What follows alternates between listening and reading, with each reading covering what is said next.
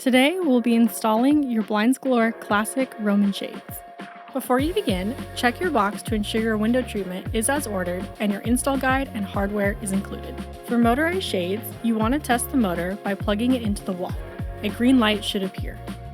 Make sure to fully charge your shades before installing. Also confirm your shades fit properly by holding them up to the window frame and checking measurement accuracy. For install, you will need a tape measure, screwdriver, power drill with drill bits, and a pencil. You may also need a level, and for taller windows, a ladder. Consider drywall anchors if mounting directly into drywall without a stud. For Roman shades, the brackets should align with the notches in the wood headrail. To install, use a tape measure to find the center point of each notch. Mark those measurements for the drill sites of the brackets.